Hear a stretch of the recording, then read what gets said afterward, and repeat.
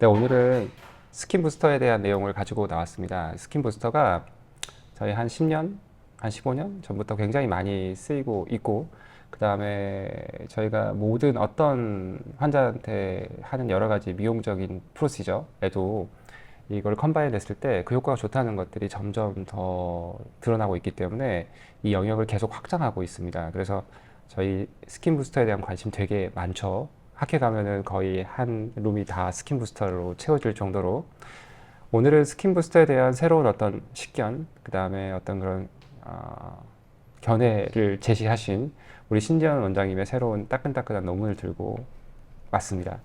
그래서 스킨 부스터가 어디까지 확장할 것인가 보시면 지금 이미 이 논문에서도 성형외과적인 어떤 그런 인디케이션까지 확장하는 모습을 보여주고 있거든요. 이런 거에 대한 새로운 견해를 오늘 제시하시는 신전 원장님의 그 논문을 가지고 왔습니다.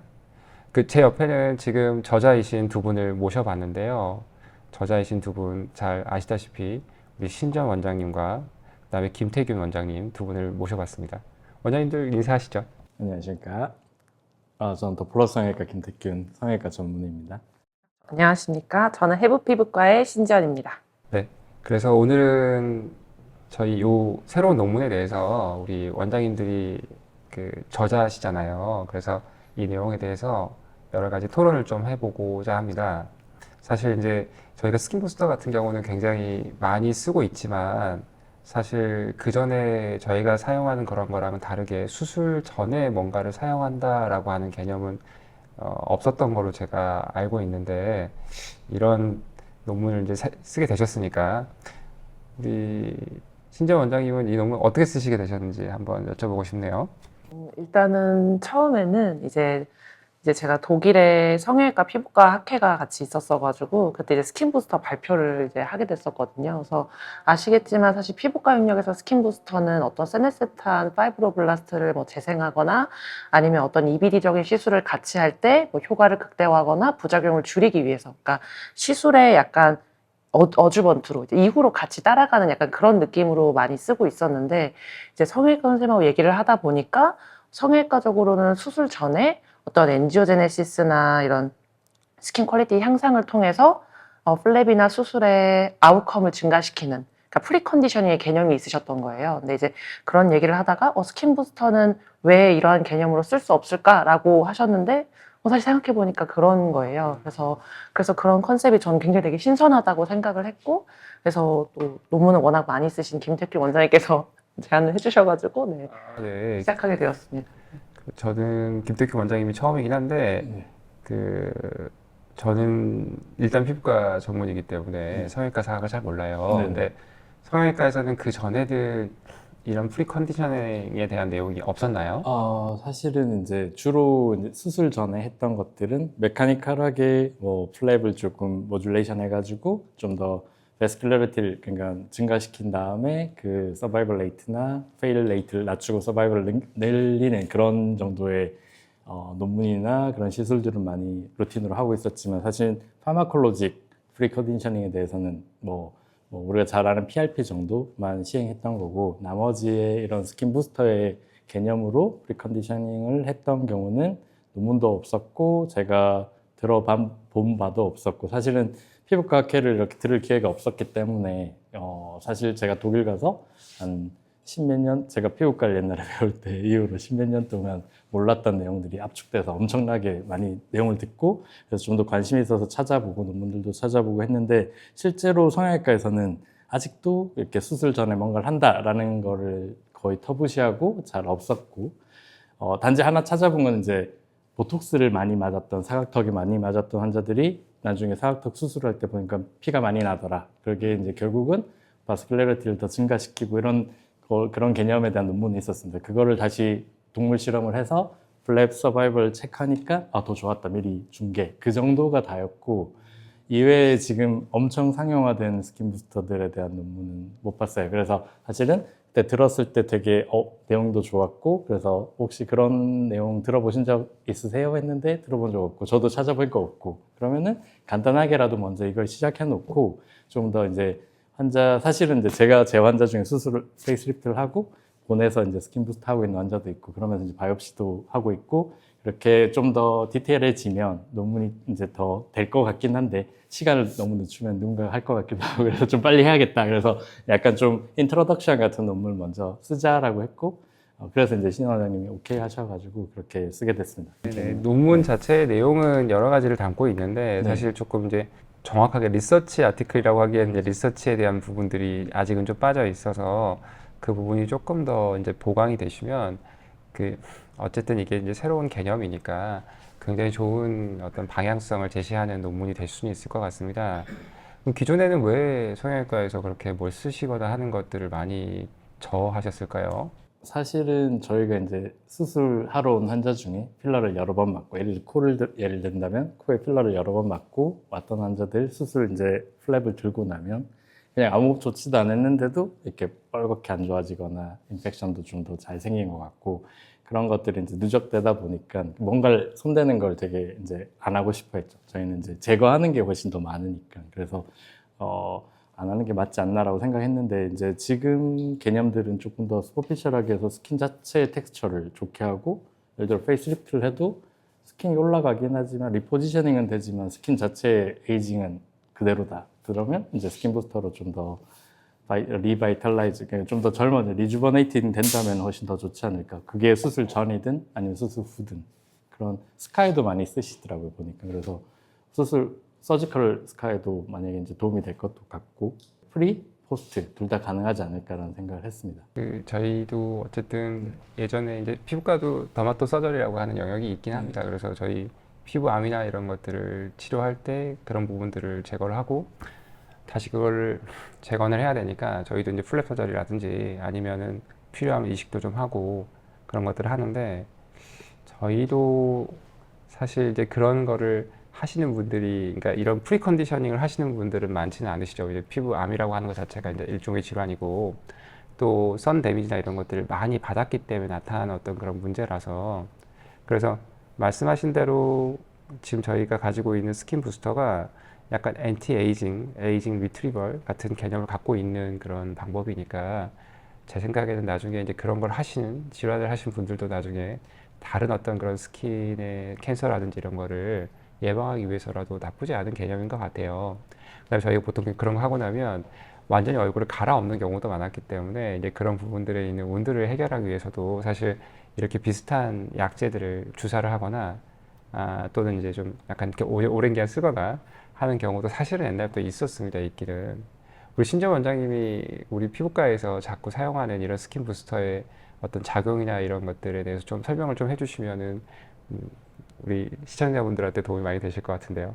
저는 사실 이제 그냥 가장 많이 쓰는 거 너무 예상하셨겠지만 뭐 PLA 계통이나 아니면 이제 뭐 PN 계통 같은 거 이제 PN 계통 같은 거는 뭐 사실 논문으로 최근에 뭐 스캐폴드도 전자미경으로 관찰됐다고 하고 또 사실 그게 아니더라도 이전에 사실 패스웨이로 PDRN 알려졌던 게 뭐 A2A라던가 뭐 세비지 패스웨이를 통해서 뭐 그로스 팩터나 뭐 이런 것들이 나오고 안티인플라메이토리 있고 엔지오제네시스 있고 그리고 사실 저는 이런 것들 뭐 기존도 다 좋긴 한데 제가 썼을 때 느꼈던 건 사실 붉은 자국이라던가 이런 게 조금 저는 이제 펄스타일 레이저가 병원에 없어가지고 그럴 때 훨씬 홍조나 붉은기가 빨리 좋아진다는 거를 느끼면서 이제 사실 스카는 붉은기도 동반하는 경우가 많잖아요. 그래서 그럴 때 PN을 조금 적극적으로 썼고 그 다음에 스카 중에 이제 볼륨 로스가 있는 이렇게 꺼져 있는 거나 이런 부분은 이제 PDLLA나 PLLA 계통을 손주사로 하기보다는 저는 이제 니들 브리젯 인젝터가 있으니까 그걸 조금 이제 마이크로한 서브시전을 하면서 같이 해주면 확실히 조금 볼륨도 채워지면서 좀 스카적인 부분에 이득을 봤던 것 같습니다. PN을 스카이더 썼을 때는 어떤 효과가 있는 것 같으세요? 저는 그건 조금 궁금하긴 한데. 그러니까 이게 제가 이제 저는 올드 일단 스카를 말씀하시나요? 아니면 뉴 스카를 말씀하시나요? 이게 뉴 스카와 올드 스카는 약간 그게 다를 것 같긴 한데. 근데 이제 주로 이제 오래돼서 이제 화이티시하게 변한 그런 부분에 쓰진 않고요. 이제 아크네도 이제 막 진행성이 있어서 붉은기가 있는 그런 부분에서는 저는 확실히 조금 빠르다고 느꼈던 것 같습니다. 지금 그 논문을 제가 읽어보면 우리 신정 원장님이 메서드나 이런 것도 그렇고 이제 스킨 부스터의 기전에 대해서 되게 많이 써주셨기 때문에 그거를 그래서 한번 이제 그런 것들에 대해서 질문을 좀 드린 부분입니다. 사실 이제 이런 것들이 제가 생각할 때는 이런 그 우리가 이제 미용 코스메틱 그 서저리를 할 때는 우리 김태균 원장님 말씀하신 것처럼 그 피부 자체가 이제 노화가 많이 진행되어 있는 분들이 보통은 이제 페이스리프트 이런 거 하실 거 아니에요. 그러면은 그런 환자분들의 노화 상태에 따라서 피부 자체에 있는 어떤 그런 재생력 뭐 그런 것도 그렇고 어떤 그 피부 자체의 어떤 그런 말씀하신 여기 보시면 많은 내용을 쓰셨는데 뭐 스킨 턴오버 그 타임도 더 늘어나 있을 거고 그다음에 뭐 이런 그 에피더말 시닝도 있을 거고 여러 가지 그 베스큘레이처라든지 이런 것 변화 이런 것들에서 많이 기술해 주셔서 그런 것들이 있을 거라 이제 그런 거를 조금 되돌리는 상태로 가고 와서 리제너레이션 포텐셜을 올려주면은 당연히 서저리에 대한 효과도 훨씬 더 클리니컬 이피커시가 올라갈 것 같기는 해요. 근데 그런 거를 저희가 실제로 임상에 좀 응용을 한다면 우리 그 시청자분들은 임상에 응용하는 거를 조금 많이 관심을 가지실 거라 그래서 어떤 방법이 좀 있을지 또 얼마나 그런 거를 좀 해서 이런 것들에 대한 도움이 될지 좀 예상하는 바가 있으실까요?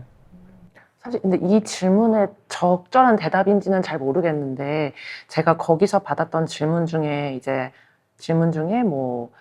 그래서 뭐 이런 리프팅 뭐 시술과 뭐 스킨부스 이런 얘기를 하다가 제가 이제 드렸던 답변이 사실 저는 그렇게 생각해요. 제가 이제 어릴 때 60대를 봤던 얼굴과 지금의 60대 얼굴은 사실 많이 다르다고 생각하거든요. 피부 퀄리티가. 이제 그런 건 비단 사실 스킨부스 때문만은 아니겠죠. 이제 EBD를 조금 빨리 시작하고 항노화에 관심이 많아지면서 예전보다 확실히 동연령대에서 스킨 퀄리티가 훨씬 좋다고 생각하거든요. 네, 그래서 사실 페이스 리프트도 좀 뭐랄까 저 충분히 막 나이가 들어서 스킨 퀄리티가 안 좋은 상태에서 하는 것보다 이제 예전보다 하는 연령도 더 늦어질 수 있고 사실 이렇게 적극적으로 어릴 때부터 안티에이징을 하면 끝내는 약간 필요 없는 시대가 올 수도 있지 않을까라고 해도 될까요? 네. 성형외과 선생님한테 굉장히 치명적인 말씀하시는데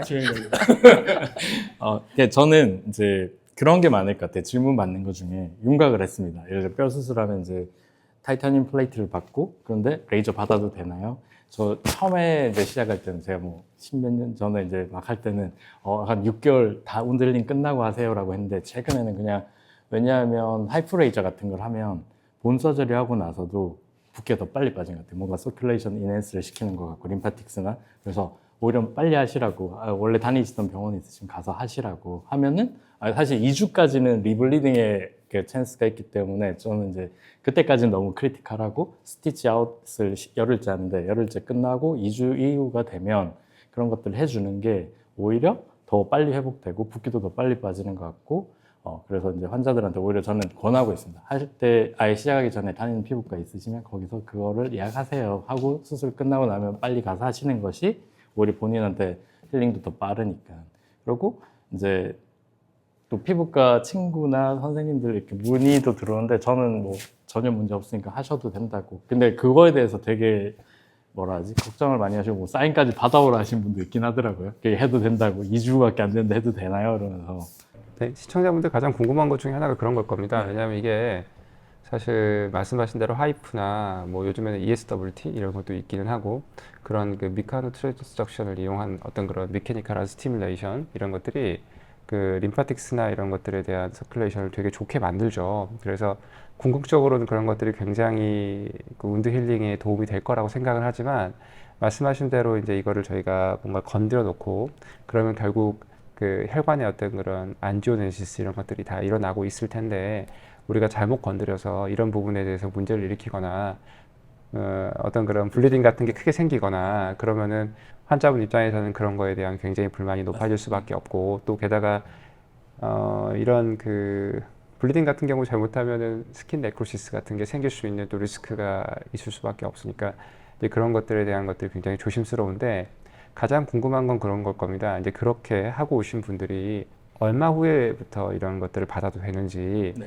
그다음에 이런 거에 대한 수액기를 어느 정도까지 조절을 하는 게 이제 저희가 그다음에 또 어떤 시술까지가 가능할지 왜냐면 저희 가지고 있는 게 그 미케니컬 스티뮬레이션도 있고 약간 전기적인 자극 고주파 같은 걸 하는 어떤 그런 그 여러 가지 시술들도 있고 그다음에 레이저 그 포토 스티뮬레이션이 되겠죠. 이제 포토 스티뮬레이션에 해당하는 여러 가지 또 그 기구들이 있기 때문에 어떤 것까지 되고 어떤 것들을 어느 시점에서 저희가 환자분한테 주는 게 좋을지에 대한 그런 것들은 좀 궁금한 부분이기는 해요. 저희 피부과 의사들한테는 그런 환자분들이 점점 늘어날 거긴 하고 나이가 이제 드시면 드실수록 또 저희도 이제 고도령화가 진행되니까 이제 이런 것들을 하고 오시는 분들이 생기실 텐데 그 다음에 또 하나는 이제 그런 걸 했을 때 장기적으로 그런 서저리 환자들이 문제가 없는지 저희 보통 보면 코에다가 이런 뭐 보형물 넣으시고 여기 보형물 넣으시면 확실히 코에다 보형물 넣으신 분들이 시간이 지나시면 피부가 늘어난 스트레치의 문제가 한 가지가 생기고 그 다음에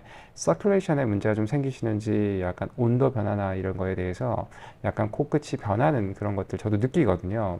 근데 그랬을 때 그런 것들에 대해서 문제가 없겠는지 저희 이제 스킨 부스터를 쓰고 하는 것들 좋을 거라고 생각을 하지만 저희가 잘못 쓰거나 하면은 또 환자분한테 위해가 될 수가 있으니까 이제 그런 것들이 문제가 없겠는지 이제 견해를 이거는 좀 저희가 아직 안 해봤으니까 결론을 알 수는 없지만 견해를 조금 말씀해 주시면 좋을 것 같습니다. 뭐 저도 많이는 아니지만 이제 필러나 보톡스를 제 환자가 수술하고 나서 하기도 하는데 아까 말씀하신 대로 이제 부위별로 좀 틀린 것 같아요. 예를 들어서 뼈 수술은 아주 굉장히 가장 딥한 부분이기 때문에 뭐 웬만한 시술을 해갖고는 그까지 영향을 주기도 힘들고 그래서 저는 그런 분들은 그냥 편하게 뭐 2주에도 하시라고 하지만 예를 들어 눈이나 코 같이 이제 스킨이 굉장히 얇고 조그마한 뭔가 미세한 조작도 결과에 영향을 줄 수 있다면은 한 달 이후 아니면은 좀 길게는 3개월. 그다음에 아까 말씀하신 보형물이 특히 들어가 있는 경우는 그 부분은 웬만하면 손 안 대는 저도 안 되고 그 가서 딴 걸 하셔도 그 부분에 이렇게 어디서 어디까지 들어있는지 말씀드려요. 여기는 하지 말라고 하세요 하고 그림 그려드리고 수술 기록지 보고 그렇게 설명을 드립니다. 왜냐하면 캡슐이 생기는데 만약에 임플란트 들어가면 인트라 캡슐라로 인젝션이 되면 캡슐이 워낙 단단하기 때문에 흡수가 잘 안 되고 안에서 결국은 그 일정한 공간에서 프레셔가 생기고 흡수가 안 되면 걔가 결국 인펙션 소스가 될 수 있기 때문에 익스트라 캡슐라는 되는데 특히 도중은 원래도 리니온 쪽은 스킨이 굉장히 얇기 때문에 이런 데는 센트럴 쪽은 특히 서큘레이션이 항상 라테럴 쪽에서 들어가기 때문에 이 센터 쪽은 웬만하면 건들지 마시고 만약에 제 환자 같으면 여기서 여기까지 들어있으니까 여기는 하지 말라고 얘기해 주세요 라고 이제 설명을 드리죠. 그런 경우는 이제 제일 이제 중요한 건 실리콘이나 뭐 이런 임플란테이션 돼 있는 그러니까 임플란트를 쓰는 수술들 코나 뭐 예를 들어 가슴 같은 경우 실리콘이 들어가니까 그런 경우들은 아니면 이런 데나 얼굴에 이제 팔자나 턱 이런 데들은 이제 설명을 드리죠. 다행히 예를 들어 이런 데들은 턱이나 내저리벨 폴드 같은 경우는 소프트 티슈가 어느 정도 이게 그 뎁스가 있기 때문에 괜찮은데 이런 코는 진짜 엄청 얇기 때문에 그런 경우들은 조금 조심하시라고 말씀드리고 있습니다. 그 임플란테이션 같은 거가 들어가면 네. 어느 정도 시간이 돼서 이게 안정화가 되나요? 저희가 좀 그냥 보통 스킨이라고 생각할 것처럼 막 이렇게 뭔가를 시술을 할 수 있을 만한 정도가 되려면 예를 들어서 한 달이 되면 스카가 가장 덴스해서 저희는 한 달이 되면 손을 더 안 대고 아예 6개월까지 기다리거나 아니면 2주나 한 달 이내는 사실은 다시 리오피를 해도 어느 정도 무법을 한데 캡슐 자체는 2주만 지나도 생성이 되기 시작합니다. 약간 우리 랩처럼 가장 얇게 됐다가 한 달째가 되면 그게 마이오파이브러스트 펑션이 엄청 올라가 있기 때문에 굉장히 딱딱하고 그 다음에 오히려 좀 시간이 지나면서 풀리면서 좀 플렉서블해지거든요. 그래서 3개월 정도 지나고 그러면 이제 코끝 예를 들어 조금씩 이제 한 달 지나면 옆으로 정도 움직인다. 그 다음에 3개월이 지나면 올려도 조금 움직인다. 약간 그런 느낌.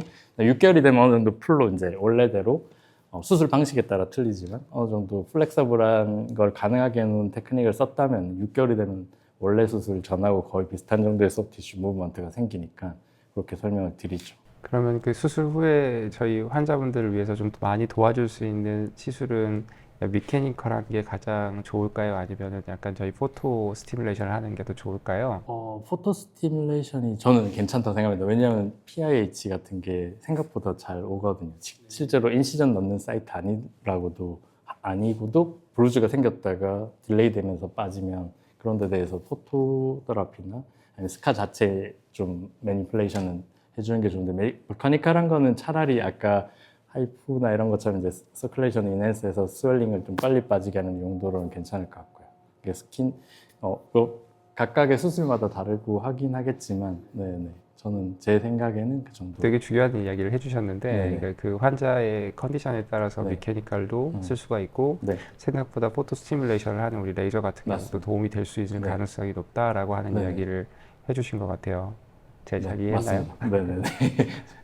우리 신재원 원장님이 지금 그 같이 연구를 하시면서 좀 환자분들한테서 이제 이런 프리컨디셔닝, 그 다음에 이런 것들 유지하기 위한 스킨 부스터 시술을 좀 하고 있다고 이야기를 제가 들었는데 그 결과들이 좀 궁금하긴 합니다. 어떻게 잘 진행이 되시는지 해봤을 때 정말 이렇게 이 컨셉에 맞는 결과들이 조금씩 보이는지 뭐 그런 이야기를 좀 해주시면.